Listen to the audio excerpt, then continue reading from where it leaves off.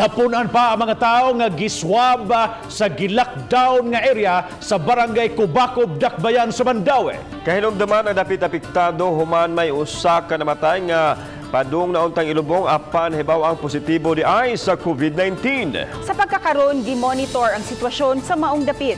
Kini ang report ni Nico Sereno. Ikasiyam ka adlaw karon sukad gipatuman ang lockdown sa puro 4 barangay Kubacob, Mandaue City. Kahinumduman, gihimo kini human may usa ka lalaki nga taga didto ang namatay ug wahina nga nasayran nga positibo di ay sa COVID-19. Sa contact tracing sa mga otoridad, nagpositibo ang anak sa namatay. Samtang niadtong Sabado laing 15 ka mga tao ang gikuhaan sab og swab sample. Mga nagpuyo sila sa kabalayan haduo lang gyud sa unang kaso. Kato pinakaduol gito nila nga sa balay sa pikas. Sikit-sikit lang ko na ang balay na kay kanang sa urban 4 na diha pa.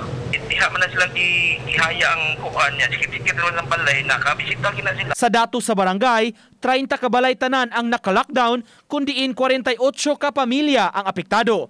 Di man tanan ang gikuhaan og swab sample apan gi-monitor ang sitwasyon sa mga nanimuyo sa dapit.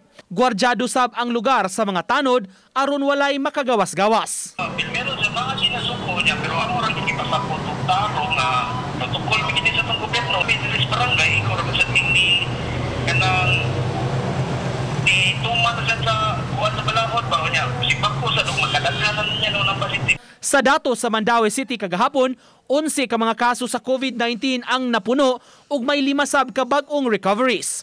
198 na ang aktibong kaso sa Dakbayan ug dunay 102 nga namatay. Uban ni Cleofer Lumayag, Nico Sereno, Balitang Bisdak.